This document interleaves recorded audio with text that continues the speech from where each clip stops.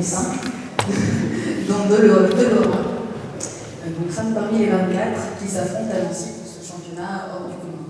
Donc je vous présente dans l'ordre Mathieu Cornet, Christian Bauer, Nino Misuradze, originaire de Géorgie,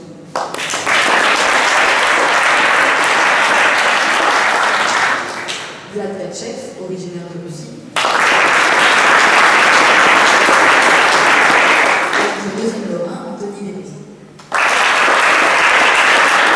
Et c'est mon père qui m'a initié aux échecs, donc j'avais même 3-4 ans, mais en fait, avec un peu les déplacements de pièces, comme quoi il ne faut pas hésiter avec vos enfants s'ils sont intéressés, même à 3 ans. Effectivement, ils sont capables d'apprendre et de ne pas croire que...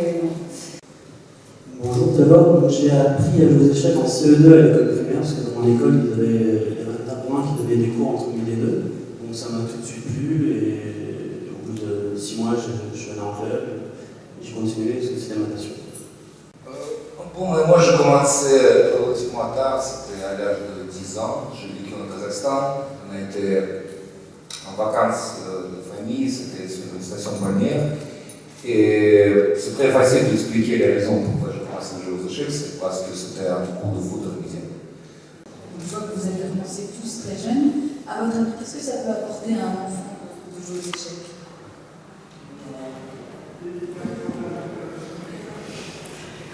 Bon, effectivement, ça apporte beaucoup de choses, ça donne la mémoire, ça aide pour la logique. C'est aussi un jeu très... on a besoin d'une capacité d'autocritique. Et pour un enfant, c'est très bien aussi. Et aussi, même apprendre comment gérer les défaites. Et comment s'est passée la transition entre joueur amateur et joueur professionnel? Est-ce que vous aviez des métiers avant? Est-ce que vous avez décidé tout de suite d'être joueur professionnel? Je pense que peut-être pour moi c'est le plus facile de répondre parce que c'était à l'époque encore de l'Union soviétique et les échecs occupaient une telle place dans la société que c'était même pas une question de est-ce que je dois devenir professionnel ou pas. Comme quoi, une fois j'ai commencé à jouer aux échecs, comme quoi j'ai montré un certain salon, certain talent, c'était évident que je veux jouer aux échecs toute ma vie. Pour moi, donc, pareil, c'est comme l'a dit, c'est pas parce qu'en Géorgie, c'est pareil, si on joue aux échecs, ils ne nous posent pas la question qu'est-ce qu'on fait d'autre, il n'y a rien d'autre d'habitude. Sauf que moi, effectivement, j'ai à un moment donné quand même abandonné les échecs et j'ai fait mes études en droit, je me suis maîtrisée en droit. Mais après, tout le monde ça m'a beaucoup manqué, donc je suis revenue et j'ai bien fait à mon avis. Pour moi, la question ne s'est pas trop posée non plus. En tout cas, personnellement, j'avais décidé vers 18 ans que j'avais essayé d'être un joueur pro. Comme j'avais des bons résultats assez vite et qu'il n'y avait rien qui m'attirait particulièrement dans les autres, dans les matières scolaires. En France, donc c'est pas comme en UA7 ou en Géorgie, donc c'est quand même moins fréquent. Donc moi c'était un peu plus difficile de savoir si je voulais faire ça dans mon métier. En fait, c'est devenu une évidence à force de progresser, de travailler, et je me suis rendu compte que j'aimais ça et j'ai envie de faire mon métier. C'est quand même une chance de pouvoir vivre de ça. À mon avis, le seul qui s'approchait à décrire la vie d'un joueur d'échecs, c'était Nabokov dans son roman La défense de Lugin. Non, en fait, j'essaye quand même de travailler à mon rythme. Ça me passionne beaucoup, en fait. Donc, j'aime bien travailler et ça peut être 0 par jour, ça peut être 8 heures par jour. Donc, c'est vraiment un constant. Je pense aussi que la vie des joueurs d'échecs a pas mal évolué par rapport à ce que ça pouvait être il y a 20 ans. Maintenant, il y a, avec Internet, on suivit encore il y a une demi-heure les parties de la Coupe du Monde qui se déroulent en ce moment. Donc, il y a beaucoup plus de travail avec les ordinateurs. Et moi, par exemple, je suis aussi entraîneur en tant que joueur, donc j'ai souvent pas mal de cours, j'entraîne l'équipe de France. Je n'ai pas d'entraîneur pour moi, mais par contre, j'aime bien faire des sessions de travail avec des amis. Donc pendant une semaine, on va travailler des échecs pendant 5-6 heures par jour. Et voilà, sinon, le reste du temps, c'est beaucoup de voyages, parce que comme on est très souvent en tournoi, tous les mois on part. Et donc, en galère voyager, c'est. Christian, tu m'as parlé tout à l'heure des ordinateurs. Quelle est la place des ordinateurs dans votre entraînement et dans la façon dont vous vivez les échecs? La place de l'ordinateur est très très importante pour la préparation, parce que simplement l'ordinateur est maintenant devenu meilleur que nous. Et donc quand on a un doute sur une position, l'ordinateur nous donne en 5 secondes, même pas la solution. Mais malheureusement, je pense que les nouvelles générations vont fait partie, on travaille trop souvent avec l'ordinateur et du coup on perd une certaine approche du jeu qu'on pourrait avoir juste avec les livres ou comme Velac, je pense, a appris à l'époque. Je pense qu'il a une meilleure culture des échecs que la nouvelle génération.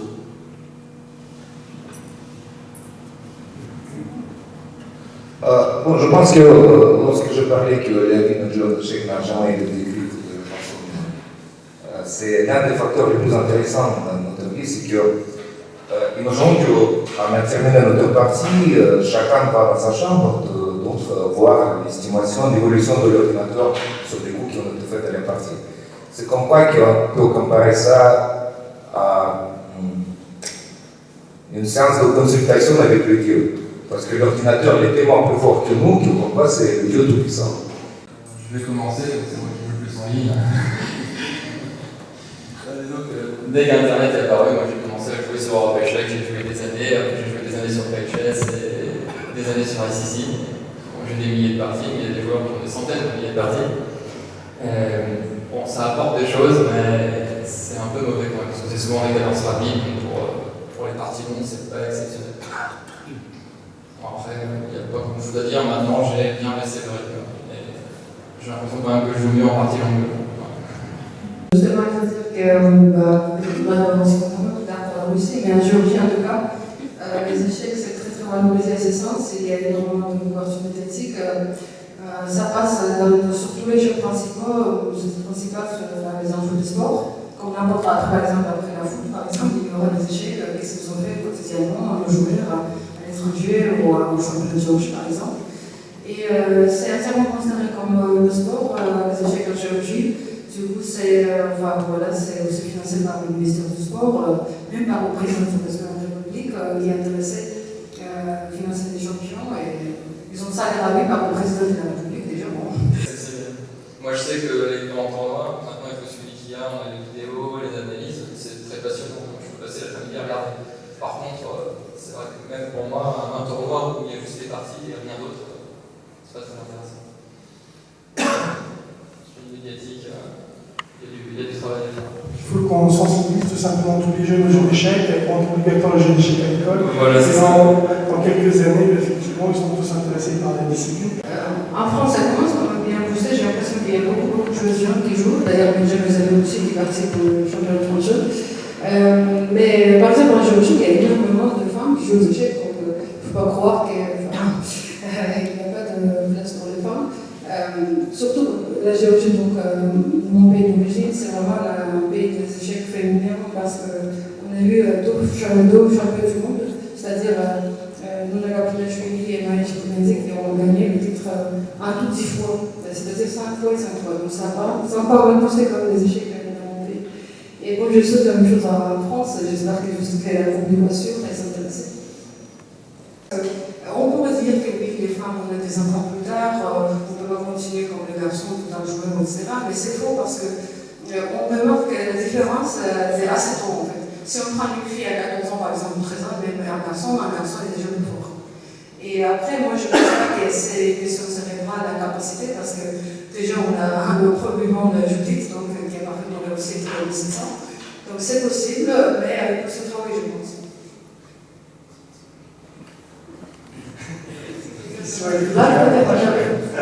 Bon, je pense qu'à la question pourquoi est-ce que les femmes sont moins fortes aux échecs que les hommes, la réponse classique c'est parce que les femmes ont plus du mal de se taire pendant la partie.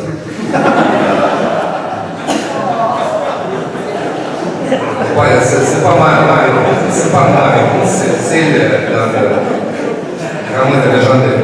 Moi personnellement, je pense que ça doit s'expliquer plutôt par des raisons sociologiques, je pense. C'est parce que la société enlève les gens de notre façon que les filles de notre façon que les garçons, bien sûr. Bonjour messieurs, bonjour madame.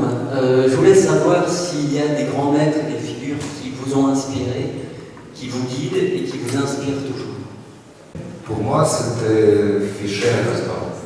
Pour Fischer et Garry Kasparov. Il n'y a personne d'autre qui m'a impressionné autant. C'est très facile pour dire pourquoi. C'était par rapport avec leur créativité et le nombre pense qu'il y a une personne qui peut les comparer. Quelqu'un peut comparer avec eux, je pense. Voilà. Quelle différence ça fait avec le meilleur joueur du monde à présent, Carlsen, parce que je pense que j'avais du mal à dire qu'est-ce que vous avez apporté aux échecs par des résultats cosmiques. Mais Kasparov et Fischer, c'est vrai que je pense que leurs noms seront toujours inscrits dans l'histoire de notre jeu. Moi, j'ai jamais été trop obsessionnelle. Mais cela dit, bon, enfin, dans mon enfance, je mets plutôt Carreau, après j'ai complètement changé, j'ai mis plutôt Total, donc ça n'a rien à voir avec l'un l'autre. Et actuellement, c'est une inspiration qui me copain plus tard, qui est quand même un grand maître à la c'est vrai que ça m'approche quand même qu'il y a des compliments là, et j'essaie d'un peu imiter son style, qu'il essaie de se Comme Vlad, j'aime bien les joueurs qui apportent quelque chose de particulier, un peu leur patte, leur marque de fabrique. Par contre, je suis plus versé dans les choses un peu marginales. Donc, un joueur qui m'avait bien plu à l'époque, c'était Tony Miles, un Anglais, un grand maître anglais qui jouait des systèmes de son cru. Et c'était ça qui m'attirait spécialement chez lui. Moi j'étais totalement passionné par la partie de Mihail Tal, qui était champion du monde à 23 ans, et qui était un joueur d'attaque phénoménal, qui s'était fait des pièces dans toutes les parties. C'était souvent pas forcément correct, mais il posait des questions concrètes à ce moment-là. Et je me rappelle, c'était un stage au championnat d'Aquitaine, j'avais 12-13 ans, et l'entraîneur avait montré un livre, et il nous avait montré des parties de ce joueur, et c'est pas possible que je joue comme ça. Et donc du coup, maintenant je suis un joueur de football. Une autre question? Moi, quand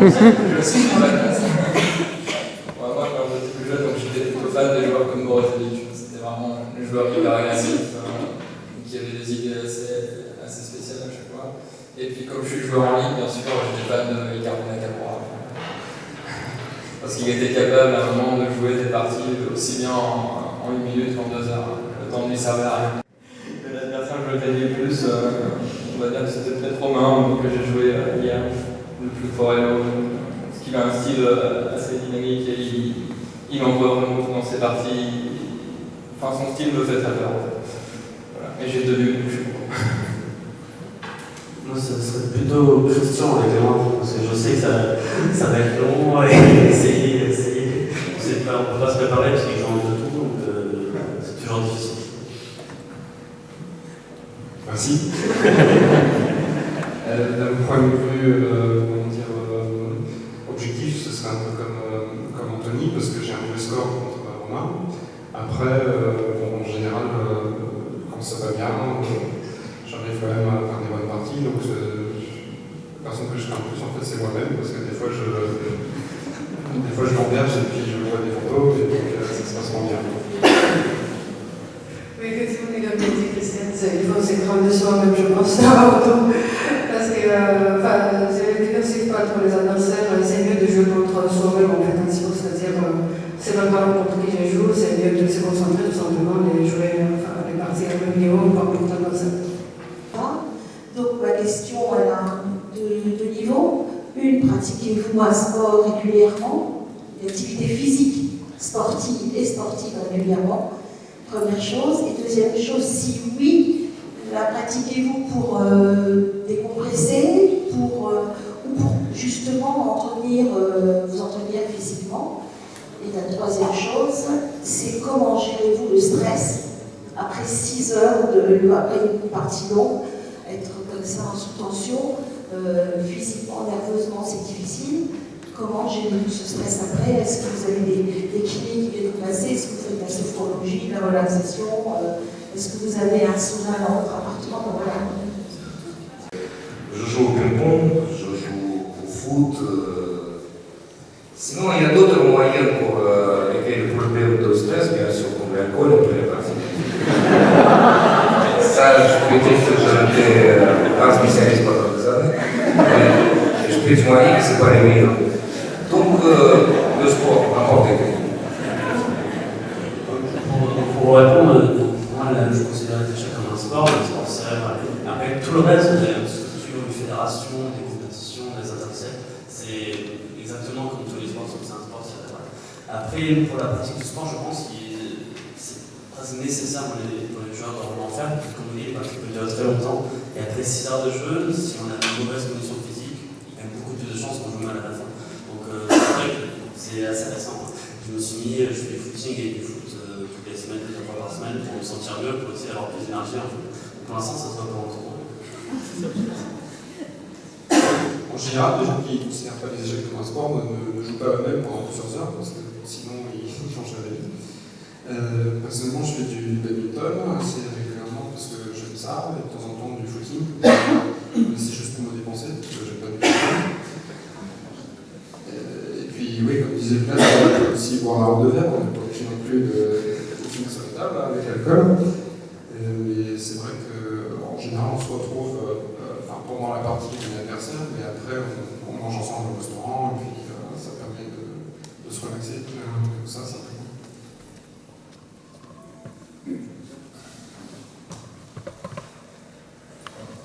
Moi-même, je fais aussi un sport, c'est surtout le squash, généralement. Et puis avant, sinon, je fais de la course, du vélo, et toutes sortes de sports, mais très simples. Pas un sport de compétition autre que les échecs. J'ai quand même pas mal de temps. Et après les parties, sinon, moi j'aime bien ne rien faire. Le soir, c'est la détente. Je ne fais rien. Que des activités inutiles. Donc, je voudrais vous poser une question évidemment plus technique à nos grands maîtres. J'aimerais avoir l'avis de professionnels concernant le match qu'on attend tous Carlsen-Nadal, c'est-à-dire le pronostic. Vous êtes 5, donc ça sera 3-2, 4-1, mais surtout, vous disiez pourquoi vous pensez que tel ou tel va gagner. Voilà. Et encore merci pour ce magnifique championnat de France. Merci à vous. Je vais commencer. Donc, mon attente principale pour ce match, c'est j'espère qu'il sera intéressant. Parce que, au vu des derniers résultats, on peut penser que Magnus Carlsen, le numéro mondial, va s'imposer facilement s'il gagne tous les 3. Et à Nantes, quelque temps, je joue moins bien. Mais donc, moi, j'espère juste que le match sera intéressant. Après, à Nantes, comme des arguments, il fait partie des meilleurs joueurs du monde depuis 20 ans. Et surtout, son principal avantage, c'est qu'il a l'expérience des matchs. Il a joué contre Kasparov, il a joué contre tous les meilleurs joueurs du monde, Kramnik, etc. Donc je pense que le fait qu'il ait déjà joué des matchs si importants comme ça va lui donner un petit avantage. Mais à 7 Oui, je suis d'accord, je pense que c'est difficile de ne pas voir Carlsen comme favori. On a posé la question d'ailleurs, quelle était selon lui la principale différence entre lui et Anand. Il avait répondu assez ironiquement qu'Anand était champion du monde et que lui, il gagnait des tournois. Et ce qui est assez vrai en fait. Et donc, effectivement, Anand a une expérience que Carlsen n'a pas. Mais Carlsen apprend beaucoup plus d'énergie. Et un des points forts d'Anand, c'était sa préparation technique. Donc il préparait des ouvertures de manière assez poussée. Et avec Carlsen, c'est quelque chose qui est assez difficile à faire parce qu'il évite souvent les complications précoces. Et il est capable par contre de jouer pendant des heures dans des positions où il ne se passe pas grand chose. Et finalement, son énergie est à gagner sur la fin. Donc je pense que Carlsen est assez largement favori. Bon, moi j'ai peur que malheureusement Carlsen va gagner assez facilement ce match-là. Pourtant, il me reste qu'espérer que sur le climat indien et sur leur nourriture très spéciale. Sinon, malheureusement, je pense qu'il n'y aura même pas de match. Moi, je suis du même avis. Vu les derniers tournois d'Anand, il n'y aura pas de match. Ce sera simplement un match à sens unique. Avec les blancs, il fera peut-être nul. Avec les noirs, il souffrira toute la partie. Il va bien en perdre 2-3. Mesdames et messieurs, je vous remercie de votre présence à cette conférence. Je vous invite à nous retrouver à 20h place Stanislas pour la simultanée géante de la nuit des échecs. À tout à l'heure.